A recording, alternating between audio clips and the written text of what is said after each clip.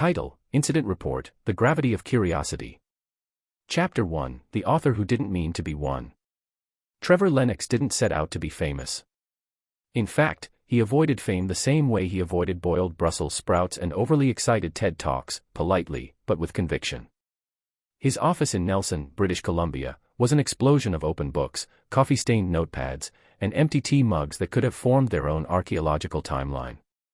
Trevor sat in the middle of it, poking a sentence on his screen like it had personally offended him.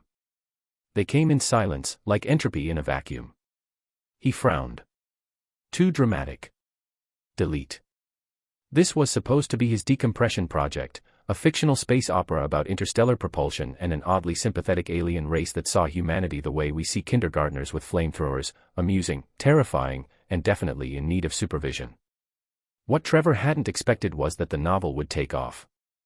One week it was an inside joke for his tiny mailing list, the next, it was a bestseller getting adapted into a streaming series and dissected by Reddit theorists wearing foil hats. And now, people wouldn't leave him alone. He had 3 emails this morning. All of them started with some version of, "I know this sounds crazy, but," followed by UFO sightings, government cover-ups, and one guy in Alberta who swore his cows had been replaced by emotionally distant clones. It would have been easy to ignore. Trevor was very good at ignoring things. But then someone sent him video footage. From a drone. Of something flying over the Purcell Mountains. Something that looked suspiciously like the propulsion concept he had made up for his novel. Trevor blinked at the screen, then looked at his coffee. "Okay," he muttered. "Who put peyote in my beans?" His phone buzzed. It was Aidan, his oldest friend and part-time voice of reason. "Saw the footage. Either you're a prophet, or someone's playing the world's nerdiest prank on you." Trevor replied. "Meet me in Salmo this weekend. Someone wants to talk. Bring your skeptical hat." He rubbed his temples. This wasn't supposed to be real. He was supposed to be writing about things that sounded real. But curiosity had gravity, and Trevor Lennox was already in orbit. Chapter 2, The Men Who Saw the Sky Change. The Northwoods Cafe in Salmo smelled like bacon, over-roasted coffee, and mystery. Trevor sat in the far corner, swirling his mug like it might stir up better ideas than caffeine ever had. Aidan dropped into the seat across from him, brushing snow off his shoulders like a man used to bad weather and worse stories. "Okay," Aidan said, "I drove 3 hours and skipped lunch. This better not be another story about cows with commitment issues." Trevor slid his phone across the table. The screen showed a paused video frame, a shimmering, angular object hovering over a snow-covered valley. Then it shot upward and vanished in a blink. "Like a thought you almost remembered." "From a drone," Trevor said. "Filmed 2 weeks ago by a guy named Leon. He's meeting us here." Aidan whistled low. "That looks like your fictional propulsion engine." "Yeah," Trevor said. "Right down to the ion distortion ripple. I made that up. I literally made it up." Aidan took a slow sip of his coffee. "You think someone's building tech based on your novel?" "I think someone is trying very hard to make it look like that. Or they're messing with me." A bell above the cafe door jingled. A tall, wiry man stepped in, scanning the room with the caution of someone who didn't usually talk to strangers about the things he saw in the sky. Trevor raised a hand. "Leon." The man approached, nodded, then sat down like he expected this to be a waste of time but couldn't help himself. "I didn't send it to anyone else," Leon said. "Just you.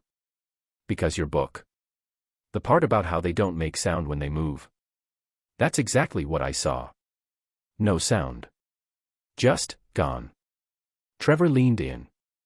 "Where exactly was this?" "Logging road just west of Erie. I was checking trail cams. Thing shot over me, hovered, then vanished. Whole thing took maybe 10 seconds. Did you tell anyone?" "Hell no. Half my family already thinks I'm on mushrooms 24/7. I'd like to keep the other half guessing."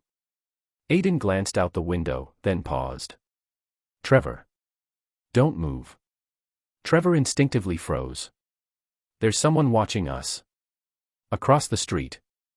Long coat. Not blinking." Trevor turned his head slowly. A figure stood outside the general store. Just standing. Facing them. Not doing anything. Just watching. Leon followed his gaze. "Oh yeah," he muttered. "That guy's been popping up lately. Thought he was a tax collector or something worse." Trevor turned back to the table, a chill settling in his gut. He came here to hear a weird story. He didn't expect to become part of one. Chapter 3: The Footprints That Didn't Melt. Trevor had seen a lot of snow in his life. He grew up in Banff. Snow was a background character to most of his childhood memories. But he had never seen snow do this. They stood in a clearing off a logging road near Erie, British Columbia. Trees loomed like suspicious witnesses. Trevor squinted at the icy indentations in front of him. They weren't tire tracks. They weren't footprints. They looked like someone had taken a branding iron the size of a coffee table and gently pressed it into the snow in a repeating geometric pattern. The snow inside the shapes hadn't melted, it had crystallized. Like glass. Cold to the touch. No heat signature. "What the hell kind of drone does this?" Aidan muttered, poking at the edge of one with a stick. Leon crossed his arms. "I told you. I flew the drone after I saw the thing. I wanted a better view." It didn't show up on the drone's camera, just the static footage from the onboard recorder. Trevor knelt beside one of the patterns. He ran his fingers over the crystalline edge. The symmetry was flawless. No variation. Like a machine had printed it out with perfect precision. "What direction was it moving?" he asked. Leon pointed up toward a ridge. "It hovered there," he said, then zipped straight up. Gone in under a second. Trevor stared up at the ridgeline. "We need to see what's on the other side." Aidan groaned. "Of course we do. Because, let's go home and pretend none of this happened, is never an option with you." They hiked up in silence, breath visible in the cold air, boots crunching snow like an old radio signal. At the top, they found a break in the trees, a sharp drop into a narrow valley. Snow lay untouched. No animal tracks. No signs of life. Except one thing. A set of footprints. Human. Coming out of the forest. Stopping. Turning in place. Then disappearing. Mid-stride. Like whoever made them had been erased from the world half a step too soon. Aidan whistled under his breath. "I've seen some weird stuff with you, but this one's trying too hard to be an X-Files episode." Trevor didn't respond. He just took out his phone and snapped a photo. He didn't know why yet, but something about this didn't feel like a prank. Or a hallucination. Or even tech. It felt like a message. And he had a feeling it wasn't for Leon. Chapter 4: The News Behind the News. Isla was not a conspiracy theorist. She was a journalist. A real one. Not the Twitter thread kind, not the TikTok explainers. A proper, deadline-worn, clip-hardened reporter. She covered everything from provincial elections to pipeline protests to one memorable week spent living inside a glacier research station. But even she had to admit, Trevor had a habit of stumbling into the weird. His face was glitchy on the video call, but she could still see the concern in his eyes. He was standing in what looked like a forest crime scene dusted in snow and mystery. "There were footprints," he said. "Human. But they vanish mid-stride." Isla raised an eyebrow. "And you're sure this wasn't just a prank?" A hunter in weird boots. There were no entry tracks. Only exit. As if someone just appeared. On the desk beside Isla, a monitor flashed updates on a local story about a fire at an abandoned NORAD listening post. She flagged it mentally, but didn't break eye contact. "I don't usually say this to published authors," she said, "but Trevor, maybe you should take a break from this kind of story. I didn't ask for it. It keeps showing up at my door. Or cafe window." He told her about the watcher. The man in the coat. The cold footprints.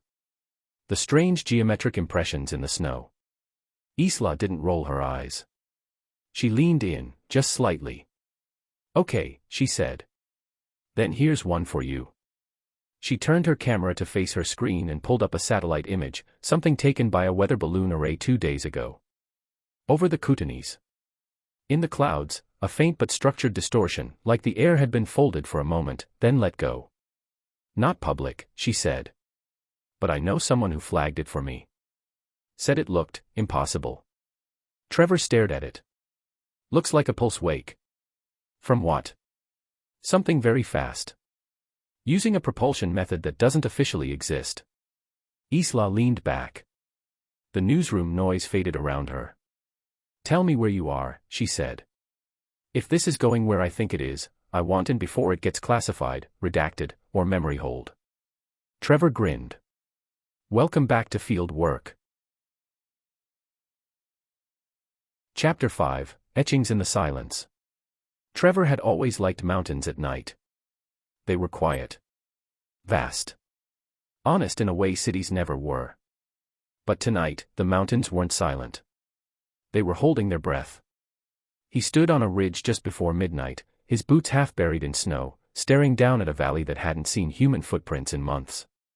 Moonlight painted everything in grayscale, softening the harsh edges of the forest below. Except for the symbols. They glowed faintly in the snow. Not from any light source, more like the snow itself was remembering light. Circular patterns, etched with mathematical precision. Lines and angles too perfect to be natural, too complex to be decorative. Like a language that didn't care if humans understood it. Aidan stood behind him, breathing hard from the hike. That's not crop circle, kids, he said, voice low. That's not anything. Trevor didn't respond. His mind was racing, trying to recall equations, propulsion schematics, gravity distortion fields he'd once played with on whiteboards, never thinking they'd become real. The center of the symbol had a spiral cut into the ice. Not a spiral like a snail shell, more like a galaxy. A diagram. Trevor pulled out his phone, snapped photos, then switched to thermal mode. No heat. Not even from their own footprints. That stopped him cold.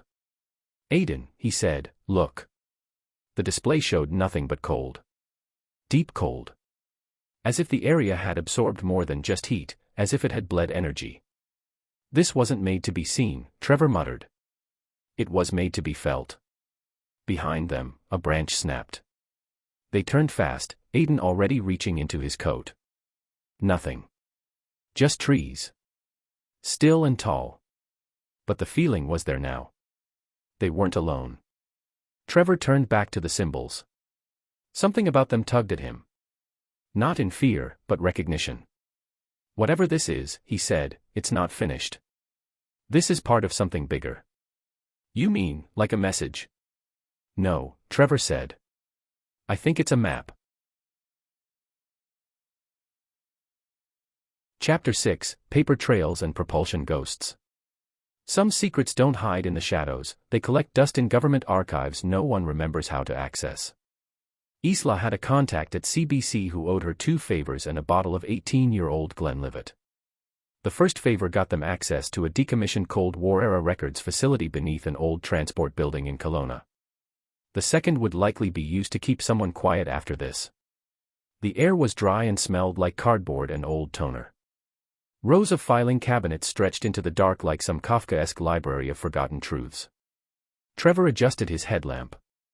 This place looks like it should be haunted by unfinished memos.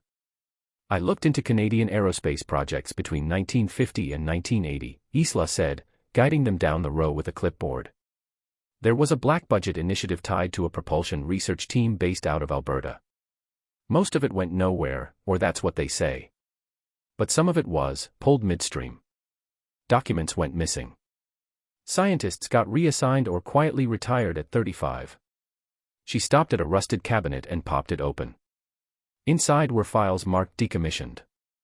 Others had single-word stamps, terminated, reviewed, withdrawn. It was all very polite. Very Canadian. But sinister all the same. Trevor flipped one open and stopped breathing. Inside was a hand-drawn schematic. Something eerily similar to what he had created for his novel, the concentric propulsion rings, the gravitic compensator, the spin dampener array. But this wasn't fiction. It was dated 1962. You okay? Isla asked. Trevor held up the page. This was never published. Never leaked. How is this here? Isla scanned the page. Look at the initials. Bottom right corner, D.C. Dr. Delwyn Carter, she said. Used to be an astrophysicist with the NRC. Went missing in 1974. Official story was he died in a climbing accident. Trevor nodded slowly. I mentioned him in my second book. As a fictional mentor. They stood in silence, surrounded by rows of bureaucratic amnesia. Trevor, Isla said finally, I think someone's been feeding you this information. You think I've been manipulated? I think someone wants the truth out, but filtered through fiction. That way, they control what people think they know. Trevor looked down at the file again, suddenly feeling like a character in his own novel, except he had no idea how this chapter ended. Chapter 7, The Men Who Wasn't There. The men had been following him for days. Trevor wasn't sure how he knew. It wasn't just the feeling of being watched. It was something subtler, an echo in a mirror, a flicker in his peripheral vision that kept reappearing, just out of sync with reality. Tonight, he decided to test it. He parked across from the bus stop in Caslow, engine off, windows cracked. Snow drifted quietly through the yellow halo of a flickering street lamp. The streets were empty except for one figure. Long coat. Wide-brimmed hat. Motionless. As if waiting for a bus that hadn't run in 15 years. Trevor stayed still. Watched. Waited. The figure didn't move. He thought about calling Aidan. Thought about texting Isla. But there was a feeling in his gut, raw and instinctual, that told him this moment needed silence. He clicked his pen light on briefly and off again. Just a flicker. The figure's head tilted. Not toward the light. Toward him. Trevor felt his skin go cold. He ducked slightly, then looked again. Still there. Then, slowly, the figure reached into their coat. Not rushed. Not threatening. Intentional. Trevor braced himself. But instead of a weapon, the figure pulled out a folded piece of paper and slipped it onto the bench beside him. Then walked away. Not toward a side street. Not toward any visible destination. Just, away. And the snow erased his footprints within seconds. Trevor waited. Counted to 30. Then got out, crossed the street, and picked up the note. There were only 6 words written in neat block letters. You wrote more truth than fiction. And underneath, a number. A set of coordinates. Trevor looked toward the dark edge of town where the figure had vanished. Great, he muttered. Now I'm being recruited by the Canadian version of the Men in Plaid. He pocketed the note, returned to the car, and fired up the engine. Destination, whatever lay at those coordinates. But part of him already knew, he wasn't going to find answers. He was going to find more questions. Chapter 8, Echoes of the Cold Signal. The coordinates led to the kind of place where satellite maps start glitching out and people say things like, it's probably just old military junk. The radar station, or what was left of it, sat like a fossil in the mountains west of Revelstoke. Rusted towers. A collapsed dish that looked like a fallen crown. The chain-link fence was twisted and snow-buried. Graffiti on the walls told stories of bored vandals and bold hikers, but none of it covered the strangeness that hung in the air. Trevor and Aidan stood at the perimeter, breath clouding in the morning chill. Looks like every Canadian horror film I've ever avoided, Aidan muttered. Trevor scanned the area. It's not the station I'm interested in. It's that. He pointed to a low rise beyond the fence. A shape, barely visible beneath snowdrift, jutting from the earth like a geometric iceberg. Too clean. Too smooth. They crunched through the snow, past faded warning signs and broken lights. The object didn't become clearer. It became more wrong the closer they got. Part of it reflected no light. Not like black paint, more like it refused light entirely. It was the size of a van, but no seams, no panels. Just a perfectly smooth metallic surface, slightly domed, pushing up through the ground like it had been buried on purpose. Aidan reached out toward it. Trevor stopped him. Don't touch it. I wasn't gonna lick it, Trevor. Relax. Trevor pulled a small magnet from his pocket, something Isla gave him for exactly this kind of occasion, and tossed it toward the surface. The magnet hovered an inch above it. Stopped. Wobbled. Then dropped straight to the snow. No magnetic field, Trevor said. Or a highly selective one. A soft click echoed from the radar station behind them. They both froze. Another click, like a relay tripping. Then a soft hum. Is this place even supposed to have power? Aidan whispered. No, Trevor said. They turned. Lights. Dim, faint. Flickering in one of the station's towers. Someone's home, Aidan said. Trevor didn't move. Or something woke up.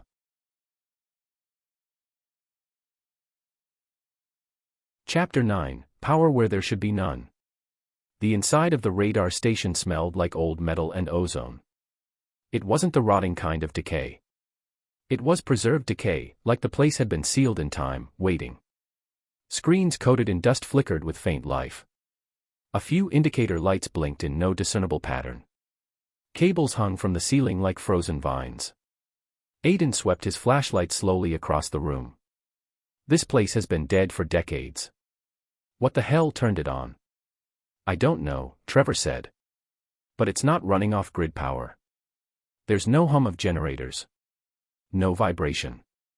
Whatever's powering this, it's not normal. On the main console, a thick manual lay open. Pages warped from moisture, but legible. Some sections were in French. Others in military shorthand. But the last page had something else. A diagram. A circular system. Symbols neither of them could read. It's not Cyrillic, Aidan said. It's not even stylized. Looks alien. Trevor didn't answer. He was focused on a map pinned to the far wall, yellowed with age, marked with string and pins connecting various points across Western Canada. The lines formed a strange, lopsided web. At its center. Nelson. Trevor's hometown. His shoulders tensed. These aren't military coordinates, he muttered. These are signal bounce points. Places where atmospheric distortion was recorded. You mean like the satellite pulse Isla showed me. They exchanged a glance. Suddenly, a console clicked. A soft whirring began. Then, a voice.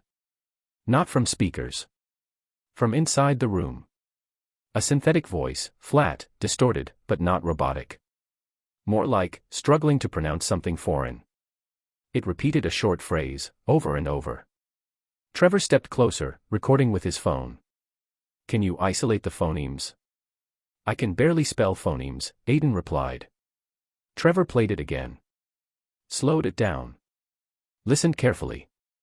Then looked at the alien manual again. The last symbol. It matched the center of the snow etching they saw in the valley. The voice repeated once more. And for a moment, it didn't sound alien. It sounded like a warning. Chapter 10, The Pattern and the Pause. Trevor's cabin in Nelson had never felt this busy. Not when he was writing his first novel. Not even during the brief post-publication chaos when streaming rights got snapped up and his inbox exploded with every UFO enthusiast from the Yukon to Halifax. Now the place was practically humming. Every surface was covered, maps, notes, thermal printouts, satellite overlays, fragments of alien symbols. On the corkboard above his writing desk, red string-connected photographs of the snow glyphs to maps marked with weather balloon distortions, old research files, and now, that buried, smooth-surfaced anomaly near the radar station. Isla sat curled on the couch in thick socks and a hoodie, flipping through a folder of declassified propulsion papers with the practiced eye of someone who knew how to separate nonsense from breadcrumbs. Trevor stood in front of the corkboard, tapping a new map with a pen. This symbol, he said, pointing to a ring near Kootenay Lake. It matches the one in the manual from the station. And that weird voice in the control room. I think it was naming locations. Or coordinates, Isla said.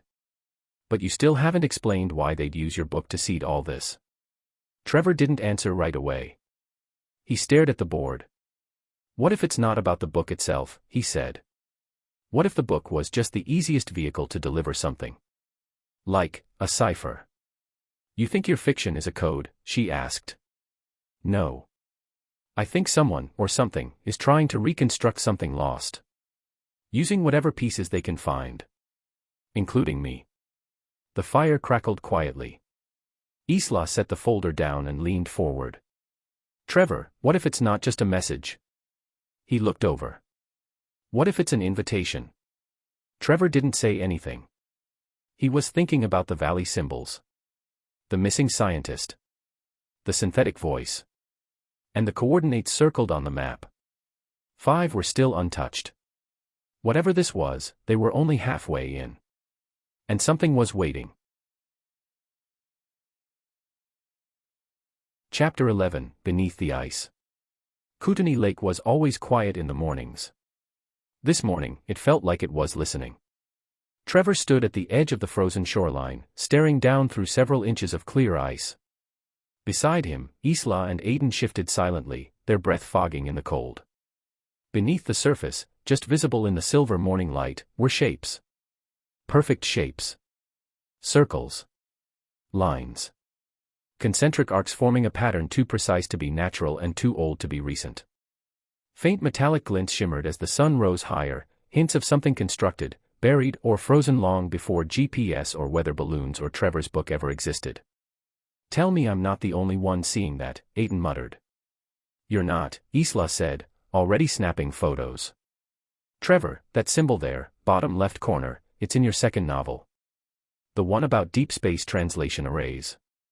Trevor didn't look away. That one was supposed to be a joke. A visual pun. Well, someone took your joke very seriously. A low crack echoed across the ice. They all froze. A distant pop. Then silence again. Trevor crouched and ran a hand across the surface. No fractures. Just sound. Pressure moving below. Could be thermal shifting, he said. Could also be something, under there, Isla added, more to herself. They set up a scanner, something Isla's contact had loaned them with no questions asked. It was designed to read underground density variations for geological surveys. It chirped once. Twice. Then the screen blinked with a color-coded readout. There was a void beneath the lake. Roughly 20 meters wide. Oval-shaped. Hollow. Not natural. Whatever it is, Aidan said, it's not rock. And it's not a ship, Isla added. Too shallow. Too evenly embedded. Trevor looked out over the lake. No, he said slowly. It's not a ship. He looked at Isla. It's a receiver. The lake wasn't hiding something that landed. It was waiting for something to arrive. Chapter 12, The Directive. The room didn't have a name. It didn't need one. To the people who sat around the matte black conference table, names were inefficient. They dealt in silence, clearance levels, and plausible deniability. At the head of the table, Director Maeva Thorne watched the satellite feed tick across the digital display. Kootenai Lake. Then the radar site. Then the valley etchings. Trevor Lennox's face appeared on the screen, accompanied by a list of public works and a rapidly growing private file.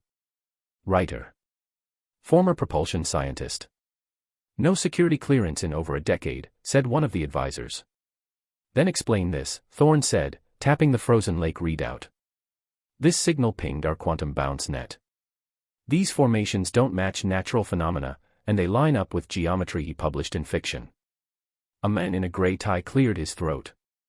It's possible he's working independently. Or someone's feeding him intel. Reverse breadcrumbing. Thorne narrowed her eyes. Or he's being used. Tested.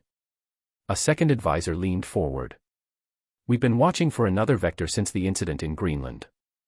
This may be it. I want asset teams near Nelson, Thorne said calmly. No contact unless we're compromised. Monitor everything. I want taps, drones, eyes on every access point. Another advisor raised a hand. And if he keeps digging? Thorne looked at the screen. Then we'll decide if Trevor Lennox is the solution or another containment problem. The lights dimmed as the briefing ended. In the hallway outside, a junior analyst watched the room clear.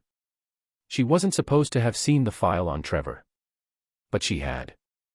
And she recognized something in one of his diagrams, an old family story her grandfather used to tell. A story no one ever believed. She made a note to find the book. Just in case the ghosts were real after all. Chapter 13, The Road Fragment. They weren't supposed to be on that stretch of highway. They'd taken a wrong turn, or so they thought, just past New Denver. No cell signal. No other vehicles. Just snow, trees, and the soft hum of tires on icy pavement. Then the tire light flashed. Trevor pulled over. That's when they saw it. A few feet off the shoulder, partially buried in a drift, was something gleaming. Not natural. Not discarded trash. Something smooth, metallic, faintly smoldering, with glowing, pulsing lines like veins filled with light. Trevor crouched down beside it, breath curling into the frozen air. This wasn't here long. Heat signatures fresh. Isla held the flashlight steady. You think it fell? From, up there.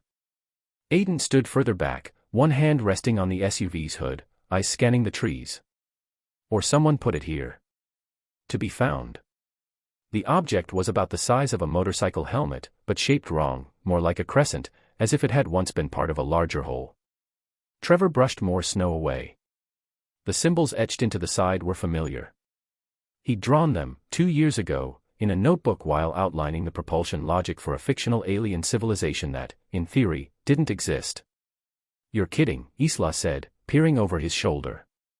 That's from your first draft. Chapter 5. Trevor nodded slowly. Yeah. Before the editor made me change it because it was too technical for readers. The object pulsed once. Then again. Aidan tensed. It's not gonna explode, is it? No idea, Trevor said. But it's responding. To something. Maybe us. He pulled out a small signal scanner and held it near the object. Nothing at first. Then a spike. The frequency was the same one they'd recorded in the radar station. The same pattern the synthetic voice repeated. Isla looked at him. If this is what I think it is, that thing didn't just fall out of the sky. Trevor stood. No. It was dropped. Or worse, discarded. And whatever discarded it might be coming back to look for it. Chapter 14, Spiral Burn. The tree looked like it had been hit by lightning, but far too precisely. Trevor circled it slowly, flashlight casting long shadows as fog crept through the forest around them. The fallen pine was blackened along its length, but not randomly. The burn spiraled down the bark in a perfect helix, wrapping around the trunk like a barcode written in flame. Etched between the charred lines were symbols. Not carved, not burned. Etched, laser clean and glowing faintly like they had been freshly drawn in molten metal. I'm not even going to ask if that's in one of your books, Aidan said, watching the tree lean. It's not, Trevor muttered, kneeling beside the trunk. This is new. But it's the same language, isn't it? Isla asked. Same syntax structure. Trevor nodded. Same grammar. Different message. He ran a gloved hand across the symbols. They were cold. Impossibly cold. This wasn't left behind, he said quietly. It was delivered. To us. To anyone who would recognize the pattern. It's like a call and response. Like whoever made this is waiting to see what we do next. From the edge of the clearing, Aidan called out, we might not be alone. They turned. Something shifted between the trees. Just out of the light. Not movement. More like a distortion, like the forest itself blurred for a moment, as if something passed through it without touching it. Animal? Isla asked. No, Aidan said. That was something else. Trevor stepped back from the tree and looked at the spiral burn again. He remembered the voice from the radar station. The satellite images. The frozen lake receiver. None of it had been random. It was all building to something. And now, the forest was speaking back.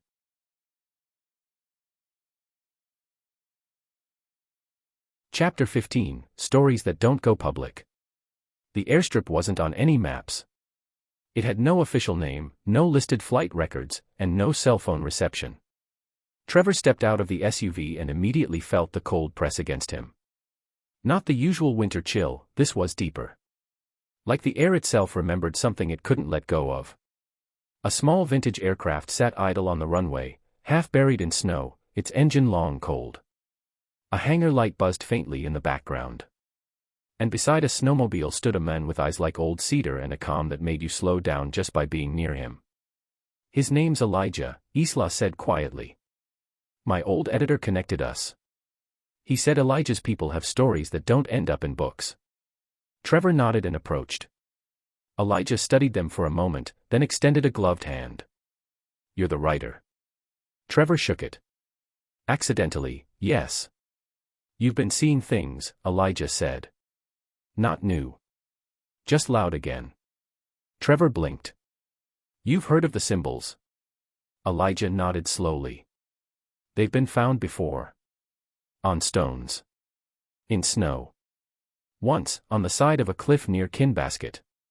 My grandfather said the land sometimes echoes what came before.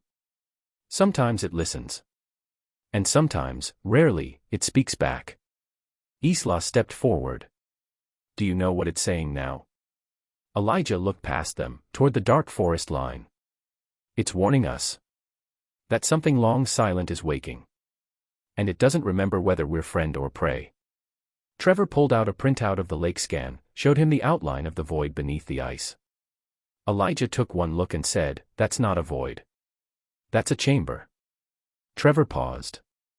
"A chamber for what?" Elijah didn't answer right away.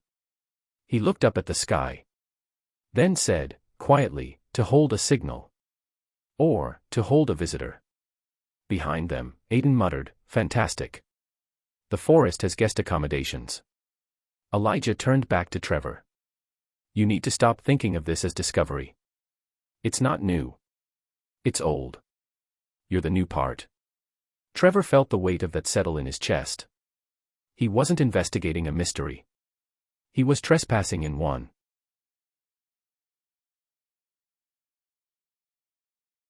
Chapter 16, Echo Patterns. Trevor hadn't slept in over 24 hours. The cabin was quiet except for the soft tick of the wood stove cooling and the rhythmic hum of his laptop fan. Outside, the snow fell thick and slow.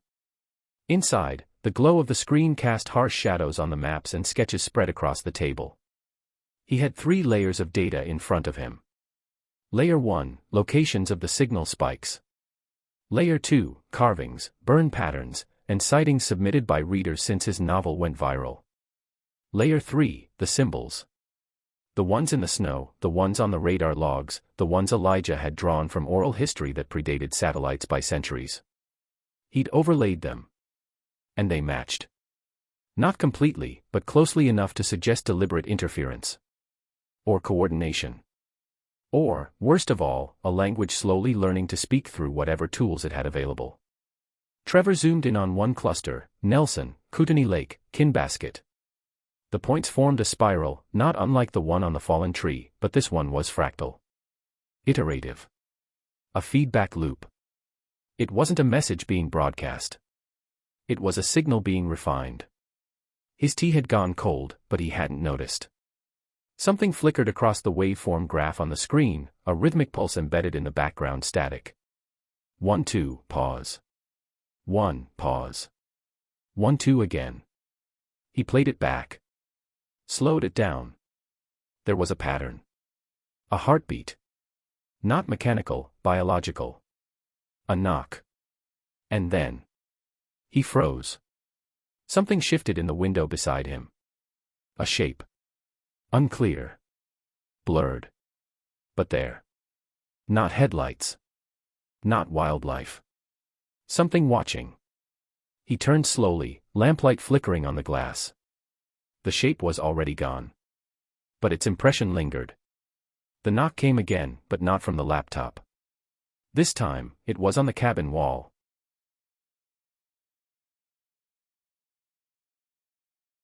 Chapter 17, The Delivery. The knock didn't come again. It didn't need to. Trevor stood at the door, hand resting on the knob for a full minute before he turned it.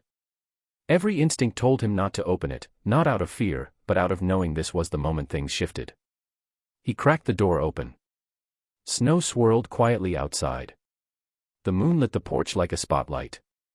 And there, resting just on the threshold, was a bundle wrapped in what looked like thick burlap and tied with a synthetic cord. Steam rose gently from it. No footprints in the snow. No tracks. Just the object, as if it had materialized from the cold air itself. Trevor glanced back inside, the cabin, warm and alive with the chaos of his research, and then back at the bundle. He stepped forward. The air felt thicker. Still. Like the forest was holding its breath. He crouched, gloved hand brushing the cloth. It was damp, but not with water. It almost felt like condensation off a living thing. He pulled the fabric aside. Inside was a device. No larger than a lunchbox. Angular, metallic, with smooth edges and seams that glowed faintly, pulsing in a rhythm that matched the signal he'd traced earlier. It wasn't hot. It wasn't cold. It felt stable. Like it was designed to exist here. He didn't pick it up. Not yet. Instead, he whispered into the night, "Who sent this?" There was no answer. But from the tree line, just beyond the reach of moonlight, something blinked. Not a creature. Not eyes. A reflection. A shimmer.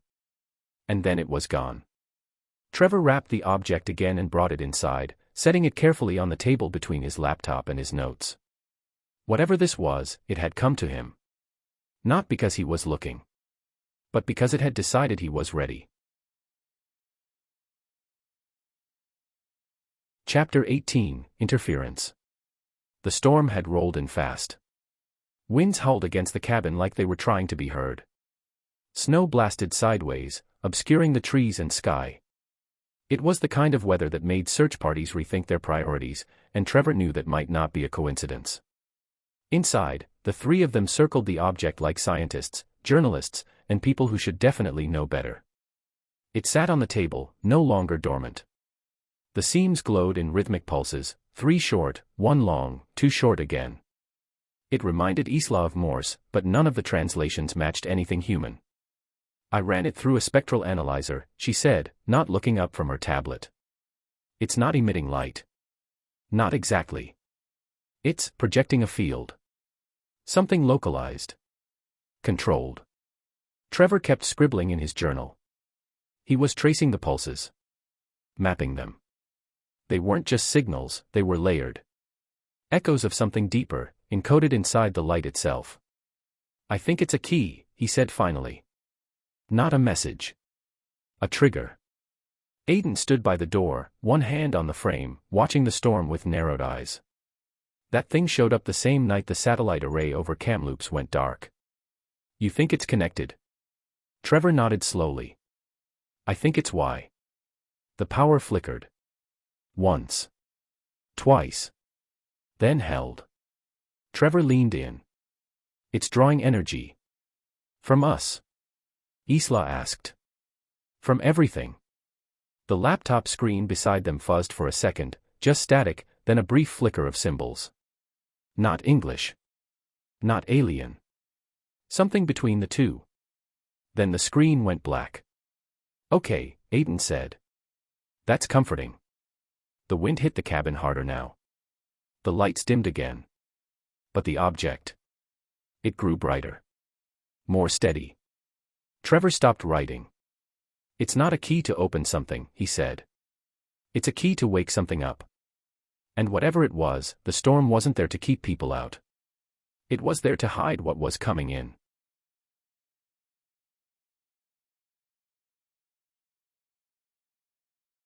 Chapter 19, Descent.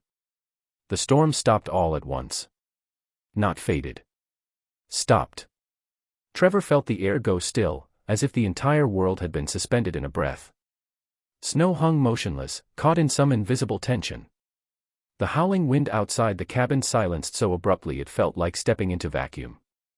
They stepped onto the porch together, Trevor, Isla, Aidan, moving as one, not speaking, not needing to. Above them, the sky had parted. Not cleared. Parted, in a near-perfect circle directly above the cabin. A dome of eerie stillness, like a snow globe turned transparent. At the center of the void, a light was descending. It wasn't a craft. Not really. It had no edges, no panels, no identifiable design. Just a glowing form, shifting slightly, like liquid held in shape by something smarter than gravity. The object on the table inside the cabin glowed in sync with it, pulses matching beat for beat. Then the sky began to change. Lines of light, thin, radiant, bending impossibly, began to arc outward from the descending form. They weren't beams. They were symbols. Familiar ones. The same language carved into the bark, drawn in snow, etched into ice. Now written on the sky itself. "This is it," Isla whispered. "They're not just contacting us," Trevor said, barely breathing. "They're initiating something." Aidan stared upward. "I don't know whether to salute it or shoot it." The light grew stronger, not brighter, more dense, more intentional. It wasn't just appearing. It was choosing to be seen. Trevor stepped 1 foot off the porch, into the snow. The moment his boot touched the ground, the pulse of light hit him like a second heartbeat. And in his mind, not in sound, not in voice, but somewhere deeper, he felt it. A thought. Not his. Not human. But unmistakably directed at him. "You opened the door. Now remember why."